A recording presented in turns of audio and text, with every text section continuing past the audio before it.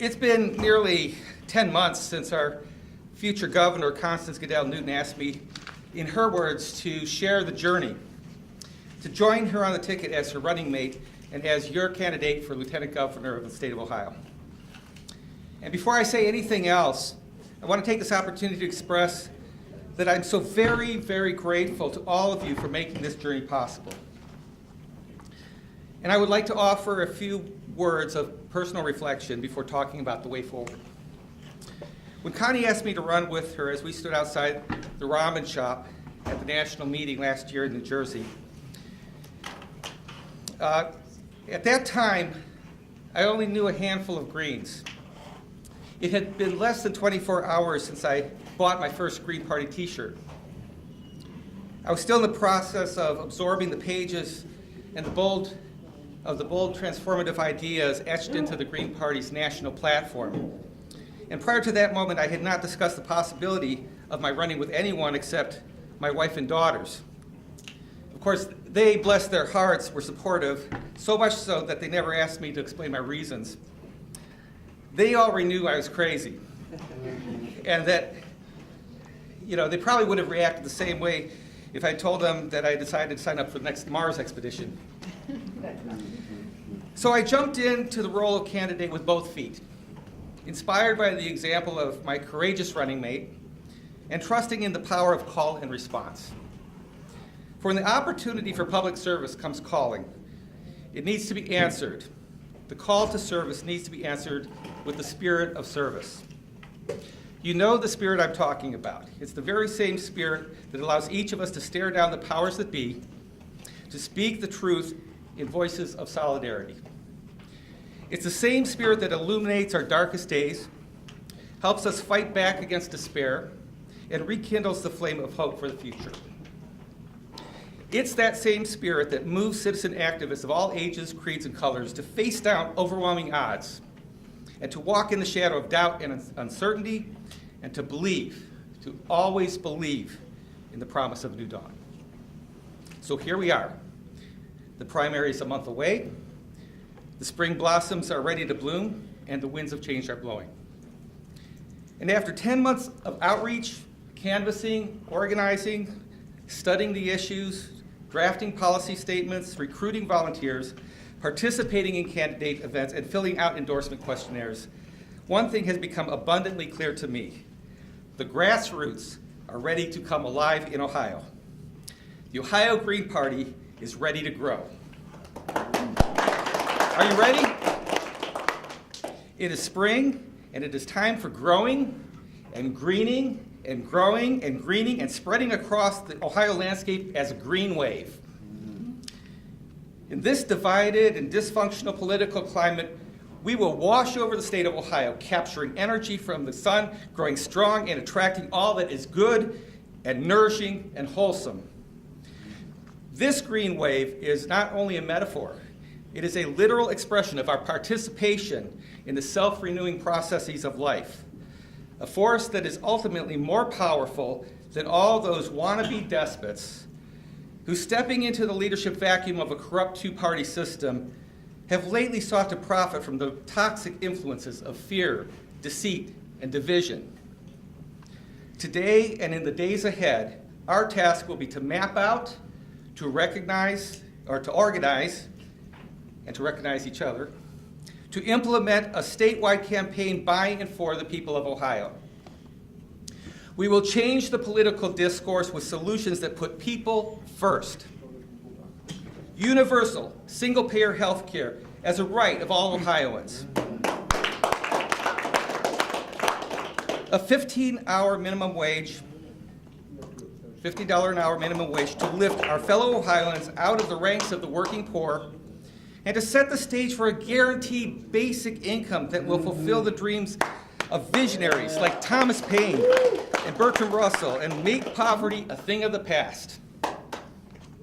A permanent ban on fracking and a superfund for workers to reclaim our Appalachian and rural communities from the clutches of a neo-colonial rule and launch the transition to an innovative and vibrant climate-resilient economy of the 21st century. A constitutional guarantee of community rights and the rights of nature, so that unelected officials at the Board of Elections will never again be given the illegitimate power to deny the sovereign rights of people to participate in direct democracy as needed to protect their most basic rights, rights of clean air, clean water, toxic-free soils, and other basic necessities of life. We will secure our schools and our streets and our homes against the plague of gun violence with common sense control measures that save lives and transform a climate of fear into a climate of de-escalation and healing. Thank you. We will put an end to private prisons. We will decriminalize poverty. We will decriminalize youth and decriminalize mental illness. We will decriminalize drug addiction, all the while saving millions for the state of Ohio that can be returned to the communities and put to work nurturing the next Einstein or Neil Armstrong or Jay Goodall or Madam C.J. Walker, Frida Kahlo, or John Coltrane. They're all there. They're all waiting to blossom and to grow. We support our teachers and our students. We will equitably and adequately fund schools with professional salaries and paid internships and student debt relief and tuition-free college. Because education, too, is a right of all citizens.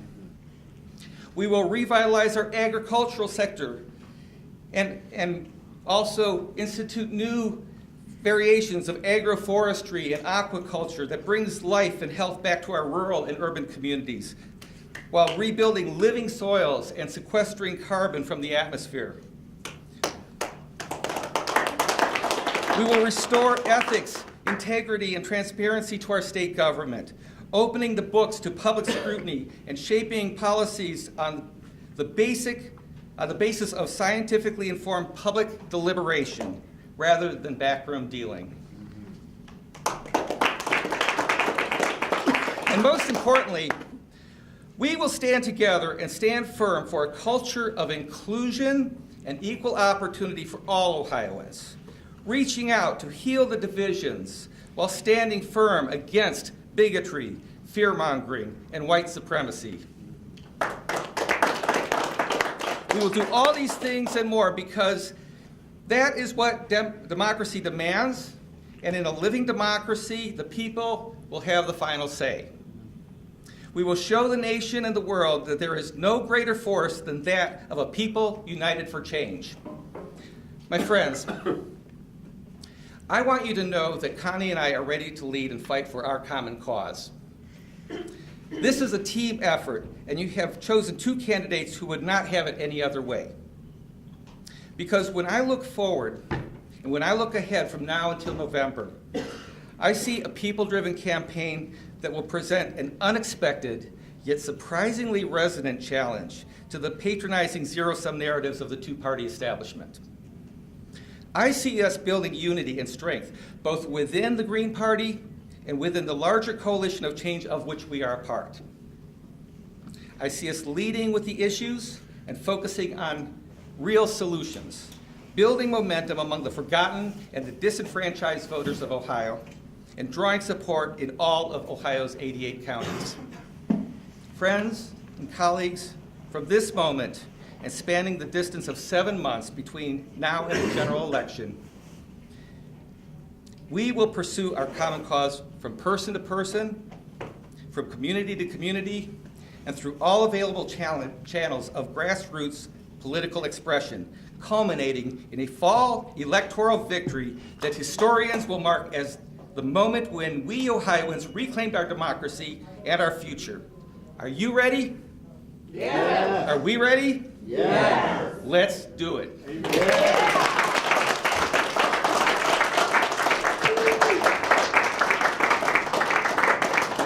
Thank you.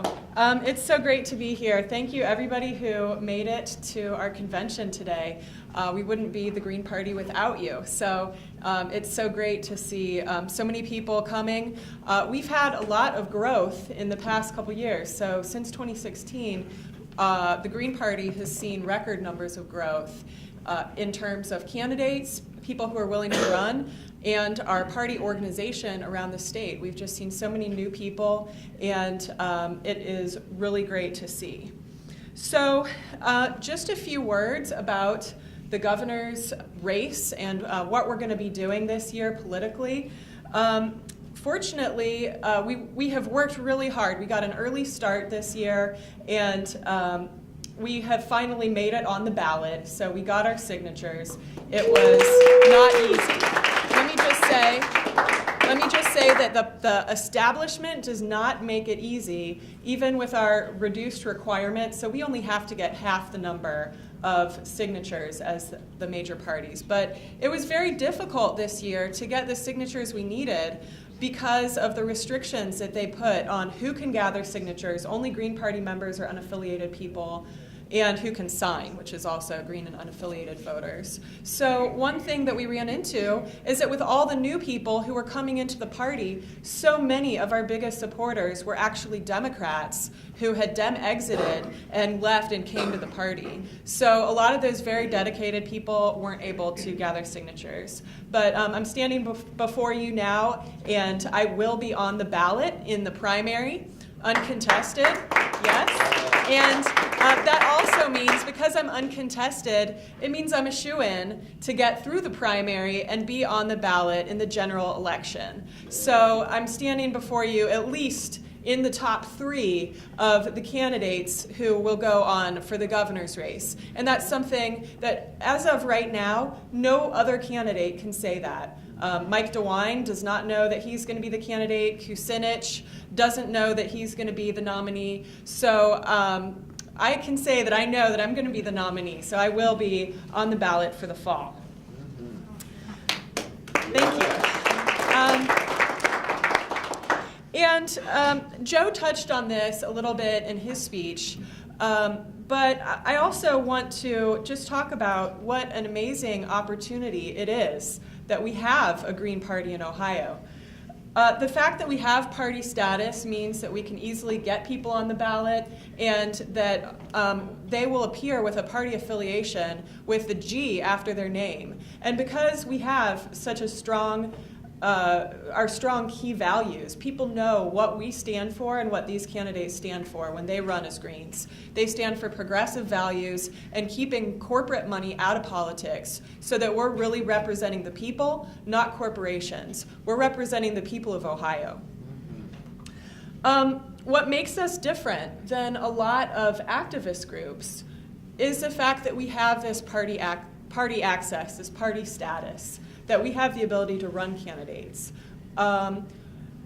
We support activists, and we're also, in our campaign, Brett Joseph and I have made efforts to make sure that we are an activist-informed campaign. So as activists ourselves, we're coming from this background of social justice and environmental justice and community rights.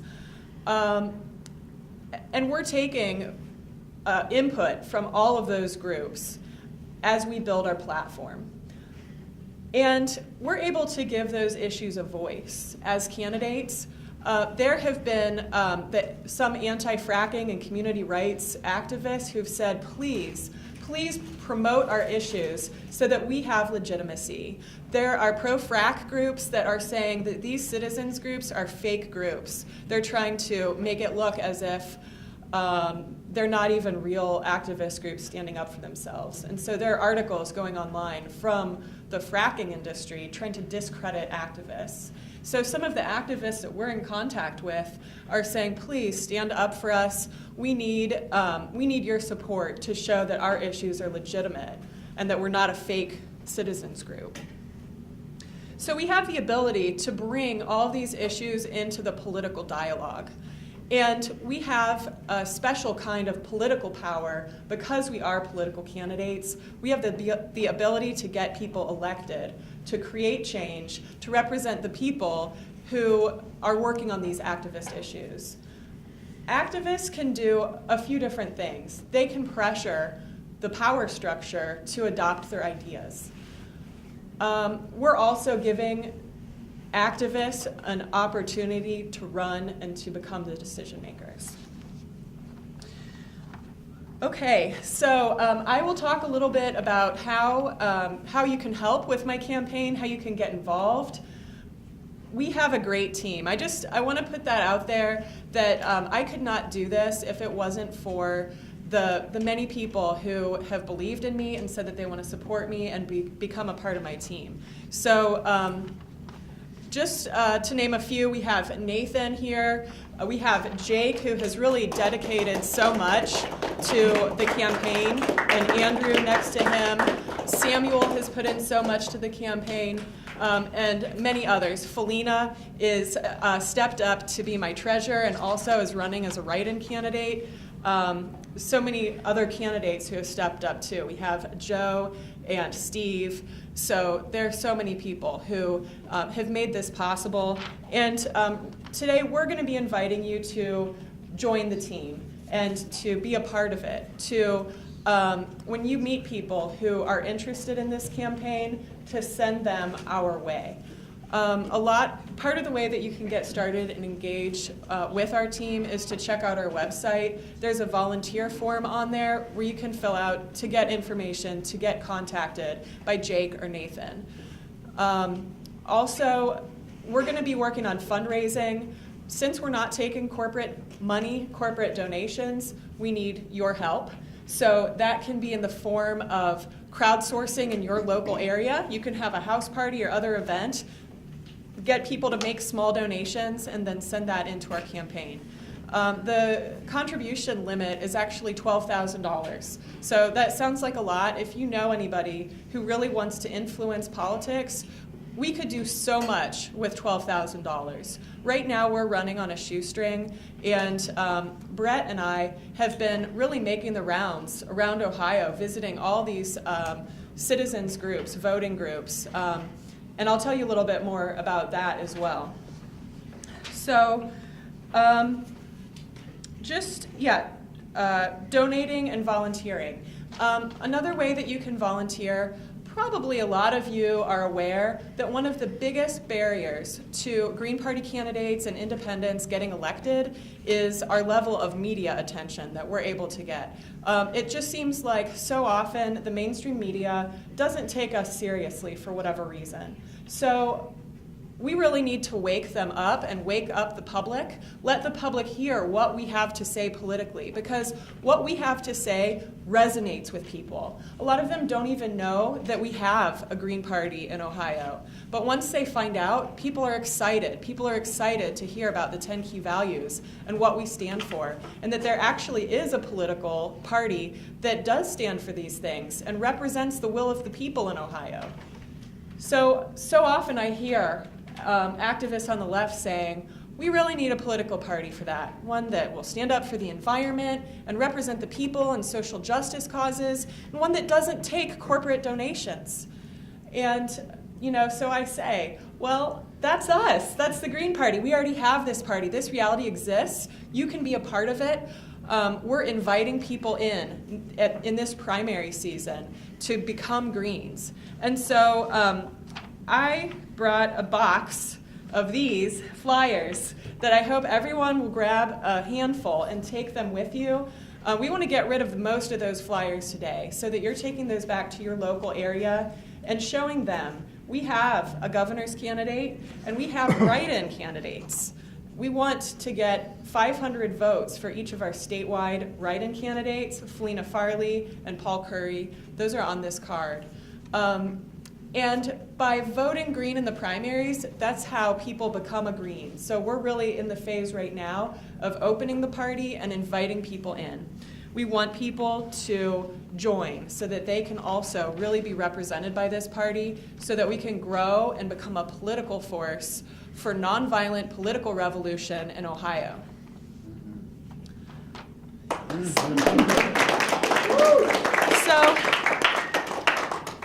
So as far as the media, one thing that you can do to help is when you hear comments on the governor's race in your local radio station, in your newspaper, on the TV, call in, let them know, email them, let them know, write a letter to the editor and let them know that we have a Green Party candidate running for governor, and we're running to win.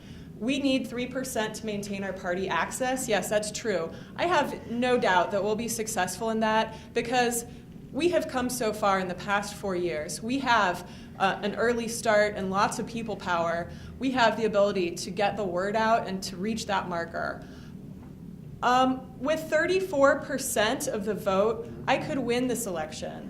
And I think that's really important that we make that point as well, too, that this is potentially a winnable race. When we look around at the political climate and see how badly represented people are in politics, how people don't relate with what the Republicans are saying, what the Democrats are saying. They feel sold out by the existing political parties.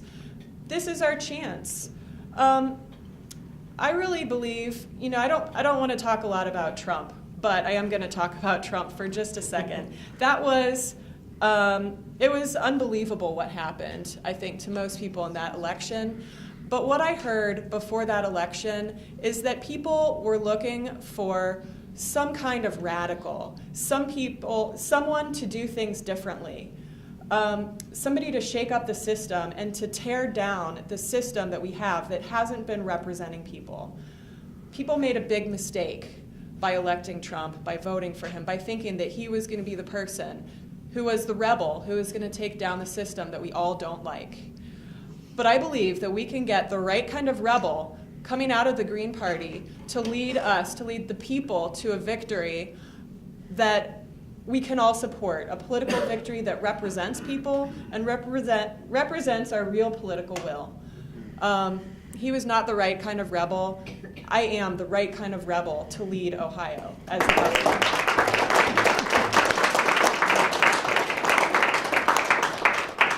So this election season has already been very interesting. A lot of times we're kept out of primary debates and events because they say we're not, facing off against anybody. But I have succeeded in making it to quite a few candidates forums around the state of Ohio. So those have been very interesting. I've gotten to meet Kucinich and Cordray and a lot of other candidates. There was one that we didn't get invited to, but I went to anyway, politely. They said that you can sit there, so great. So I was sitting in the audience listening to the Democratic primary candidates, and the question came up, what are you going to do, in this age of Me Too, what are you going to do about things like sexual harassment? And so all of the men, there were 4 men all running for governor, I believe all 4 of them referenced their female running mate.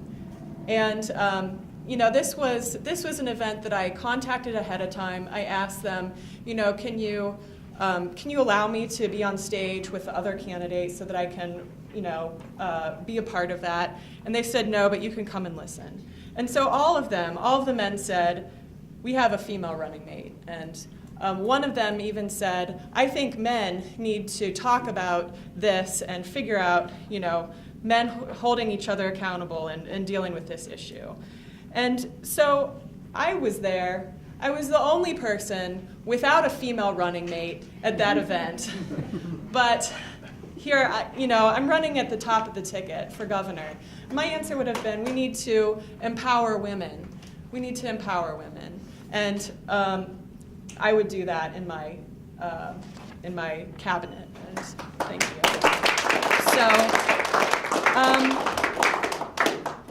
So that's important.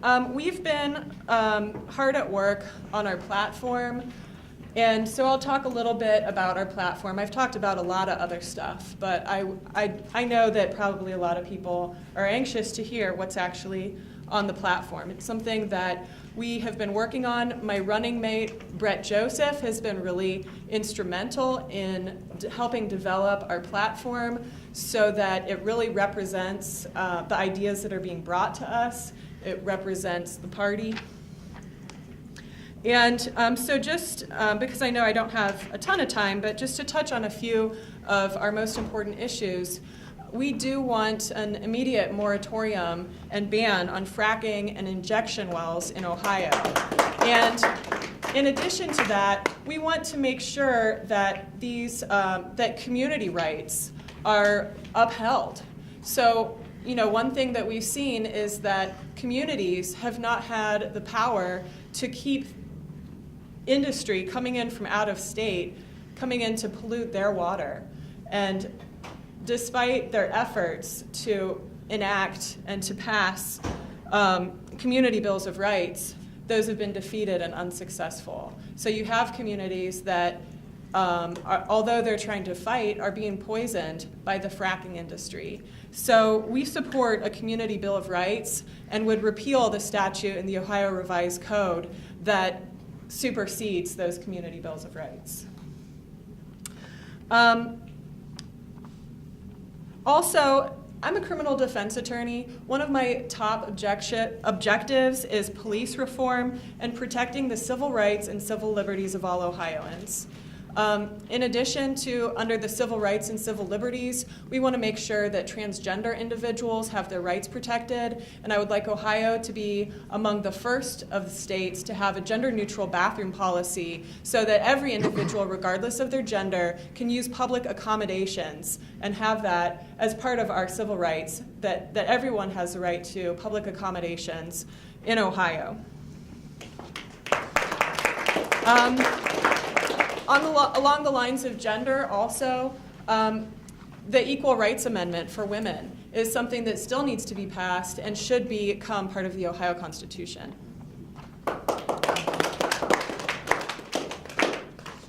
Of course, environmental issues are at the top, and so we want to protect our clean air, water, and soil in Ohio. We want to do this again by ending our reliance on coal, fracking, and nuclear power, and promote green energy cooperatives and manufacturing in Ohio. We have such a great opportunity here in Ohio to promote green business. And what I would say is so often workers and the environment are pitted against each other. Those interests are pitted against each other, and that's really a false narrative. We can support both in Ohio. We can make sure that the people have their needs met, that workers have safe jobs and worker protections and unionized jobs, that people can start an energy cooperative if they want to, and that we're promoting that so that we have a transition to green energy. We've also talked about a super fund for workers to support those workers who are coming out of the coal industry and those dirty energy industries. So as we're working on environmental solutions, we're also looking at the economy and relocalizing the economy in Ohio. I think that no matter what happens in Washington, D.C. or nationally, we want to make sure that Ohioans have their needs met. So there are just so many issues that I could talk about. I'm going to go ahead and cut it short here, but we have more information about our platform on the website. So please go to our website, constanceforohio.org, and our full platform is there. Please share it and promote it. Also, I just want to say another word about our write-in candidates. Now is the time to really promote those write-in candidates. It is a way to get people to vote Green in the primary and become a Green Party member. And this is another opportunity to get our candidates on the ballot.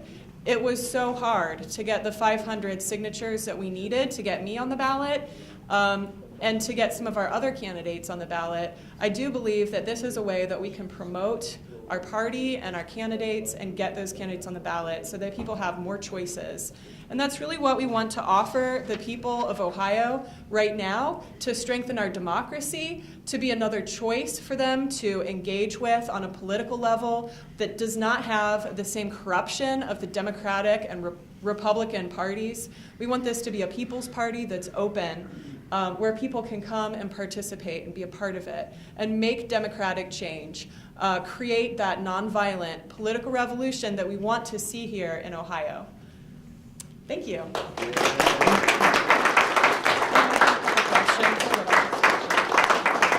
Back to you. All right. Sounds good.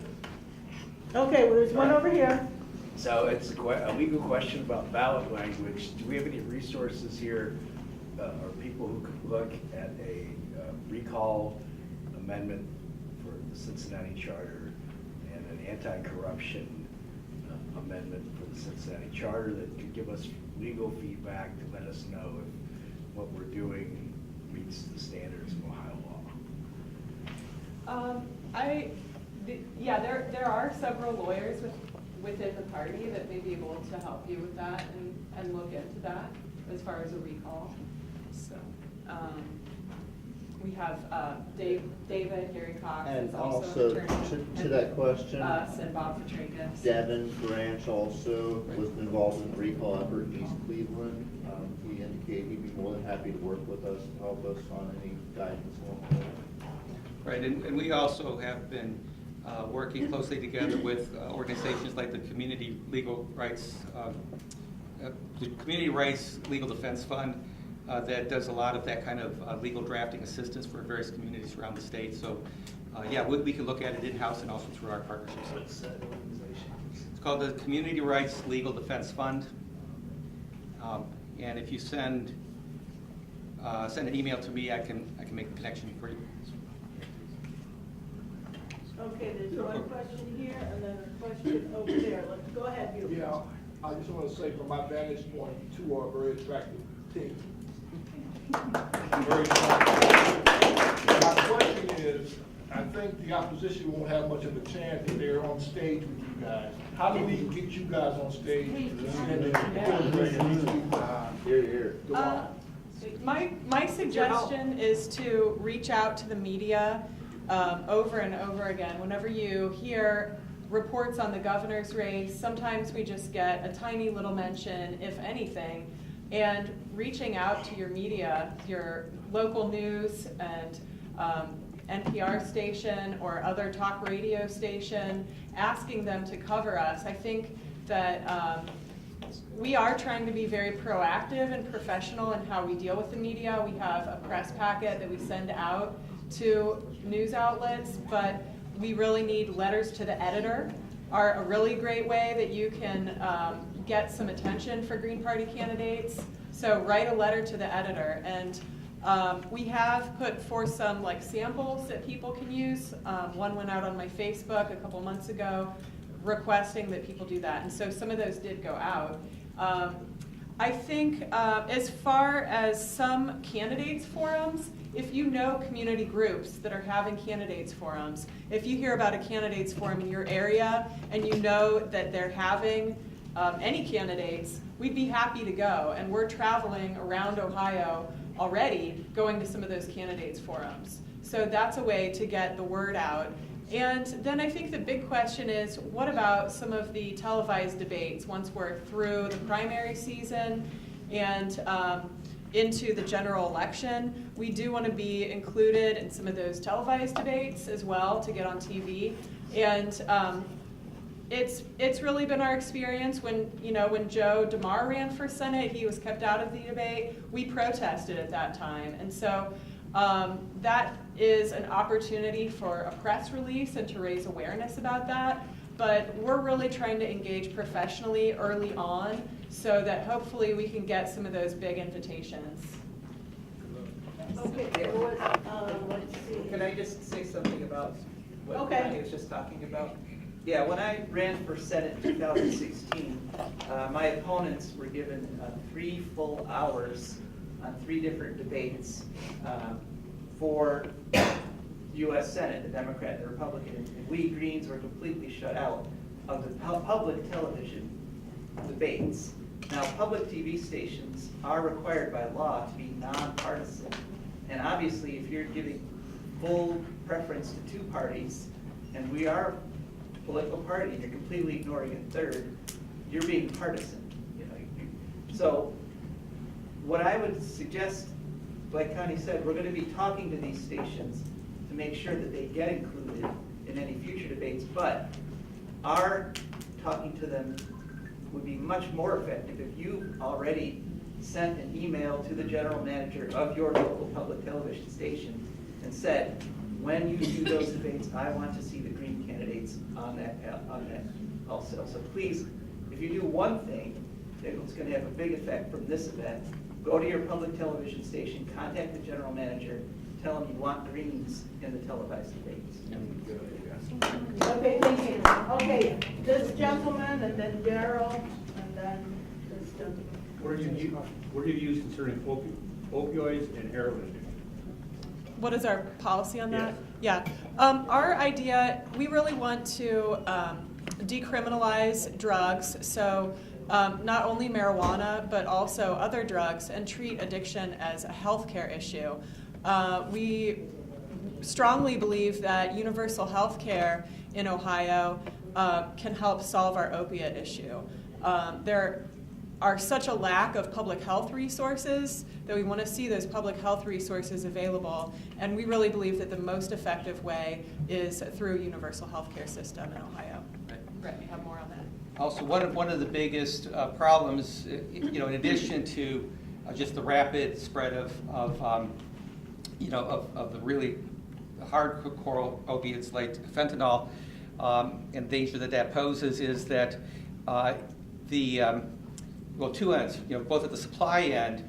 Okay, so the economics, the incentives for doctors to be prescribing, that needs to be, we really need to clamp down on that, because that's being abused in a corrupt way in many instances. But even more important than that is the follow-up. A lot of the deaths result because patients come in for treatment, and then once the treatment is given, they're put back out on the streets, back into the same situation. So as part of the universal health care, we're supporting developing truly wraparound services in keeping with the community mental health idea that has been on the shelf and never really fully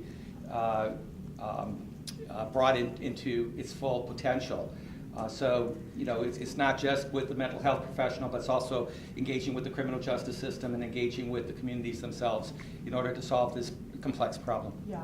I have so many clients who are just desperate to get some kind of treatment, and I'm a criminal defense attorney, so if they're not able to get treatment, then they're ending up in the criminal system. And I would just say, we cannot arrest our way out of this epidemic.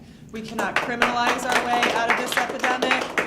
It's something that we need to be proactive and deal with what's at the root of the problem. A lot of that has to do with poverty and our healthcare system. You see people self-medicating because they cannot get adequate health care at all. And then also you see the doctors, you see there's this abuse of the system that we do have, where they're getting incentives to prescribe certain things. So I really think that with the Hippocratic Oath, doctors and nurses have an obligation to help people get off of their drug addiction.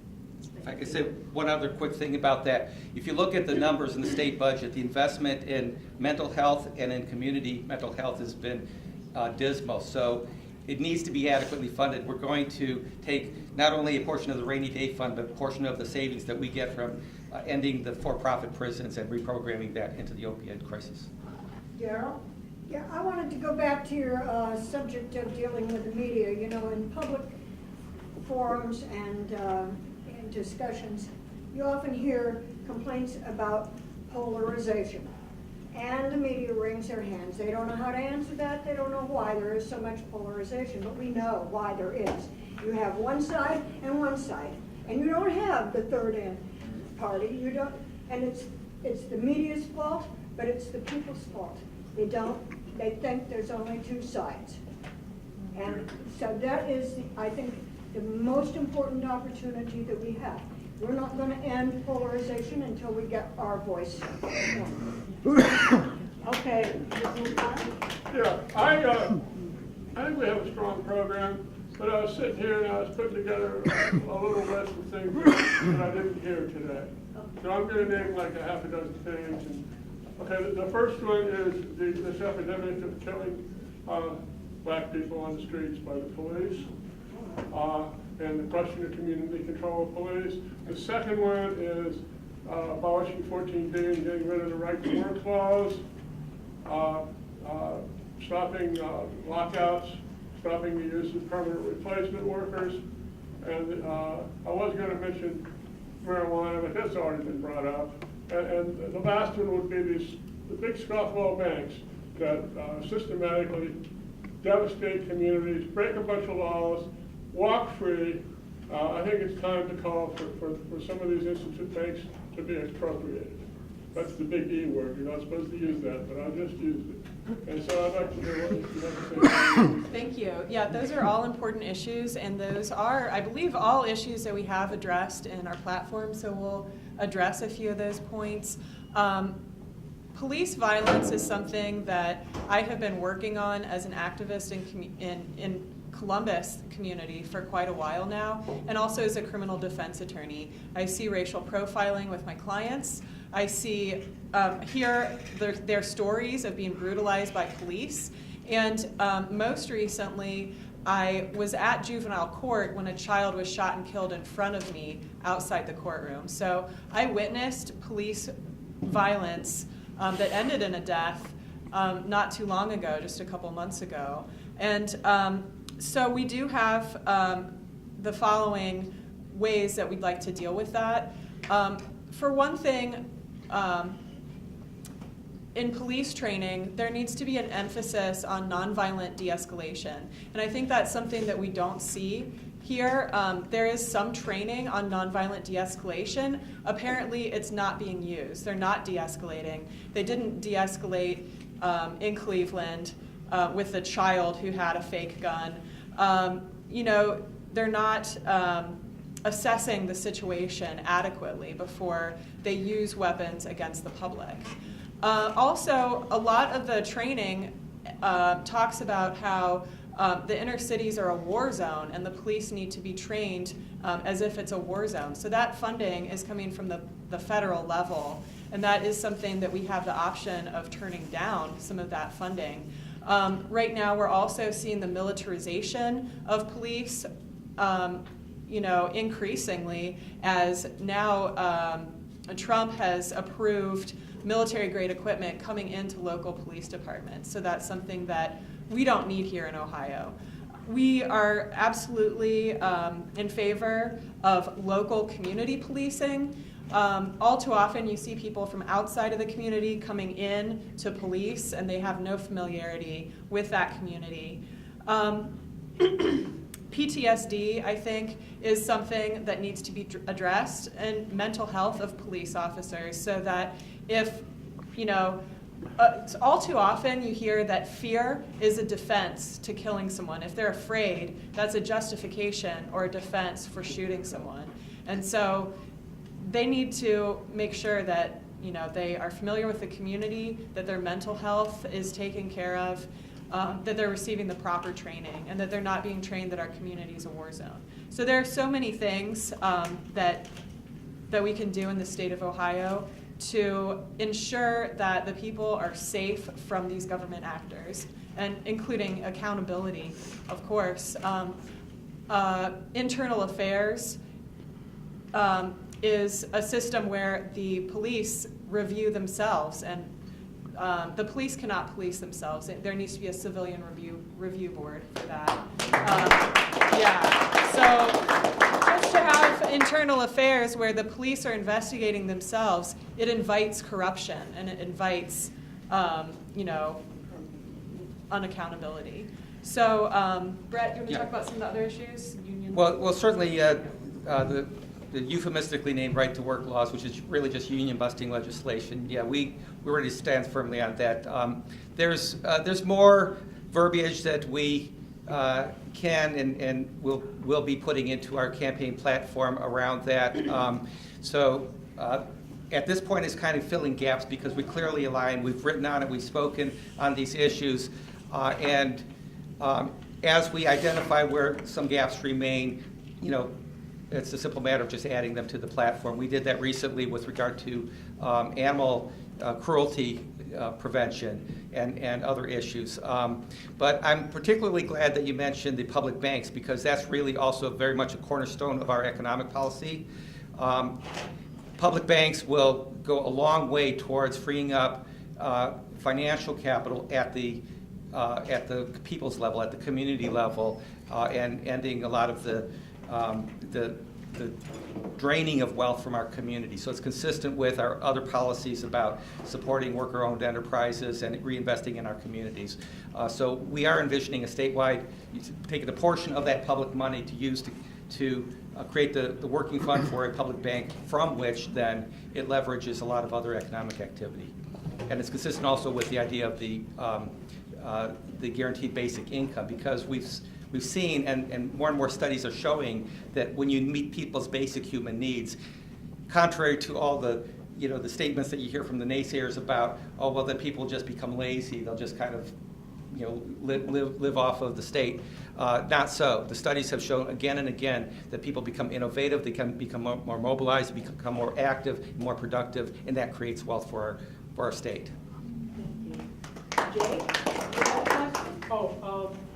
The National Green Party has come in support of it, but I haven't vocally heard too much about it. But where does maybe it's in there, it's buried somewhere, but where does the Green Party stand on reparations for the community affected not only by the systemic oppression of people of color, but also by the war on drugs, or more correctly abbreviated, the war on poor people? Where does the Green Party stand of Ohio and your campaign stand on reparations, and what sort of plan do you have for that issue? Well, let me answer one part of it, and then I'll give it over to these guys. And we don't have in our state platform a reference to that, because when we decided to take on platform issues, we tried not to redo what was in the national platform. Because it was in the national platform, we didn't want to reinvent the wheel. We would be in solidarity with what National said then? I would. Yeah. We haven't taken a position, and I don't want to tell you that I speak for everyone on the state central committee. I would say that by and large, we do support reparations, and I would hope that everybody who considers themselves a Green understands that in our national platform, we are the only political party that supports reparations for slavery, specifically, let's say that, reparations for slavery. If that continues to be controversial, and as we know, Greens, we're not homogeneous. We do have different ideas, different opinions, and I wouldn't presume to speak for all Ohio Greens. But my guess is that the vast majority of Ohio Greens in leadership do support that. And then I would give it to you to address the campaign. Yes, I stand in solidarity with the national position on reparations for slavery. And I think that the reason why this is necessary is so evident when you just look at the conditions in Ohio. And part of this is the fact that most wealth is inherited wealth. And so you also see inherited poverty, generational poverty. So I think that our platform, although it may not explicitly lay that out, does address a lot of the objectives of reparations, partly first by dealing with the policing issue and abolishing the prison industrial complex, trying to ensure that every child has a good education from preschool to college, that the funding model is not based on property taxes, and also creating a safety net from poverty so that people will have their basic needs met. And that's going to impact mostly low-income, poor people and people of color who've experienced the systematic racism that we have in our society. So providing pre-K so that people can get an early education, part of my educational goals are to emphasize gifted and talented programs, particularly in underserved areas. So not only educational resources for special needs, but also for gifted children who may otherwise have their educational needs neglected. But I do think that there are so many issues where this is really a systematic issue, and we need a systematic answer and solution to these problems.